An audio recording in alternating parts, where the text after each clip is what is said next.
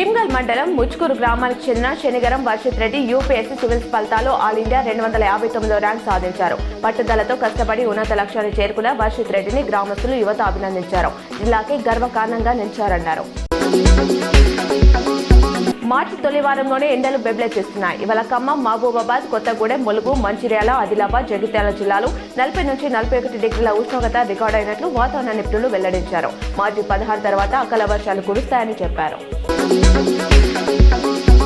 భద్రాచలంలో ఈ నెల 19 నుంచి ఏప్రిల్ 2 వరకు శ్రీరామనవమి బ్రహ్మోత్సవాలు వైభవంగా జరగనున్నాయి. ఈ నెల 27, 28 తేదీలో స్వామివారి కళ్యాణం, పట్టాభిషేకం మహోత్సవాలను ప్రత్యక్షంగా వీక్షించాలనుకునే భక్తుల కోసం ఆన్లైన్ టికెట్లు అందుబాటులో ఉంచినట్లు దేవస్థానం వెల్లడించింది.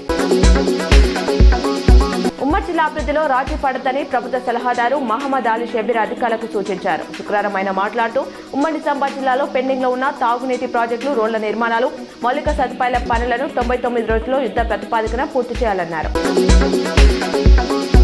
ప్రజలకు మెరుగైన వైద్య సేవలు అందిస్తూ ప్రభుత్వ ఆసుపత్రుల పట్ల నమ్మకాన్ని పెంపొందించాలని కలెక్టర్ ఇలా త్రిపాఠి సూచించారు. ఆలూరు మండలం దేగం ప్రాథమిక ఆరోగ్య కేంద్రాన్ని కలెక్టర్ శుక్రవారం సాయంత్రం ఆకస్మికంగా తనిఖీ చేశారు.